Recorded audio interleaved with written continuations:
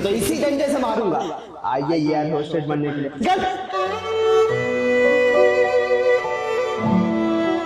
साहब देखिए, हम बहुत आस लगा कर आए हैं।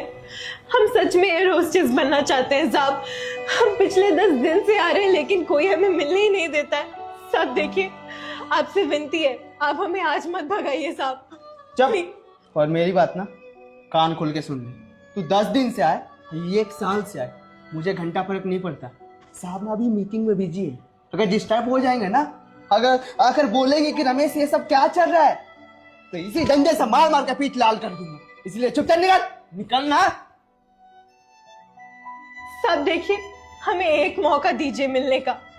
हम पढ़े लिखे हैं, हम साहब को सारे सवालों को एकदम सही उत्तर देंगे साहब। अच्छा, हम मेरे से जुबान लड़ाएगी हैं? चुपचाप यहाँ से निकल जाए, नहीं तो मुझसे बुरा कोई नहीं होगा। निकल यहाँ से। साहब, how can you push me like that? And who told you that poor people cannot speak in English?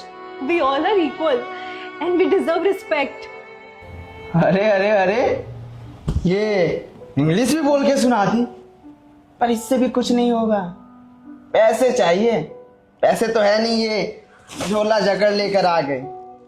अब निकल जा।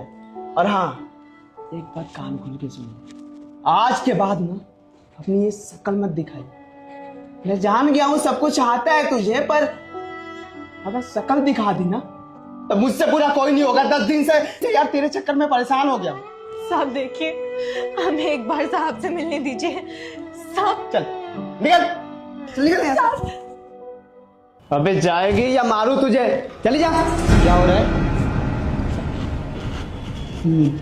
सलाम साहब।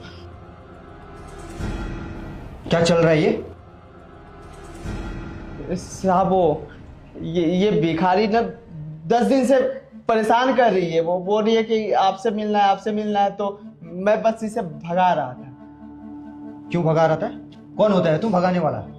साहब वो आपका टाइम बहुत कीमती है ना, इसलिए सोचा कि आप भिखारी से क्या मिलेंगे, इसलिए भगा रहा था साहब। और कोई बात नहीं साहब। अच्छा, तो अब तू डिसाइड करेगा कि मैं किससे मिलूंगा और किससे नहीं, है ना? सॉरी साहब, पर मेरी बात तो सुनिए आप। क्या सुनूं तेरा? बकवास बंद कर। और ये तेरा बात करने का तमीज है? हाँ, तेरे को ना बाद में देखता हूँ। हाँ, आप बताइए क्या हुआ है? साहब देखिए, हम यहाँ जो पीछे झुक गए हैं ना, हम वहीं रहते हैं साहब। हमारे बाबूजी नहीं है इस दुनिया में, सिर्फ एक माँ है और वो भी बीमार रहती है साहब। हमारा सिर्फ एक सपना है कि हम एयर होस्टेस बने और अपनी माँ का ख्याल रखें। आप कितने तक पढ़े हो? साहब हमने 12वीं तक पढ़ाई की है, और साहब हम जब भी किसी प्लेन को उड़ते हुए देखते हैं ना, तो ये सोचते हैं कि एक ना एक दिन हम भी अपने सपनों की उड़ान भरेंगे।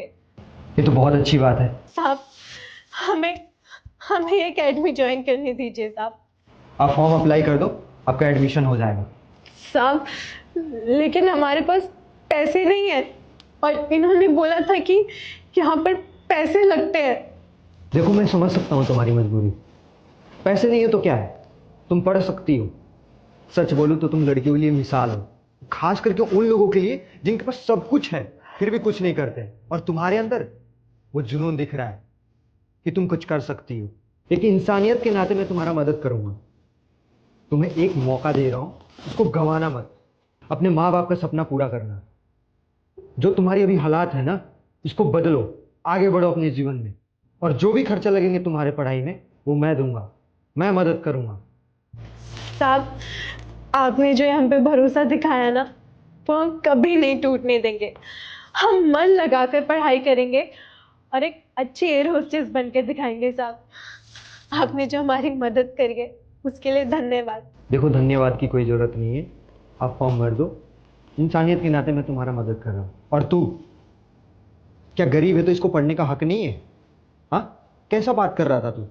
इसीलिए तेरे को सैलरी देता हूँ मैं, बदतमीजी से बात करने के लिए। साहब माफ कर दीजिए, गलती हो गई। आज के बाद ऐसी गलती कभी नहीं होगी, माफ कर दीजिए। क्या गलती हो गई? तेरा जो ये गलती है ना, माफी के लायक नहीं है। अब भी सभी नौकरी से निकाल रहा हूँ तेरे को। नहीं साहब, ऐसा मत करिएगा।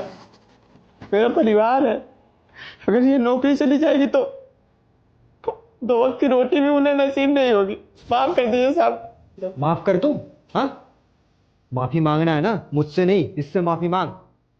जी, अभी माफी मांगता हूँ। दीदी दीदी मुझे माफ कर दो, गलती हो गई। आज के बाद कभी ऐसा नहीं करूँगा।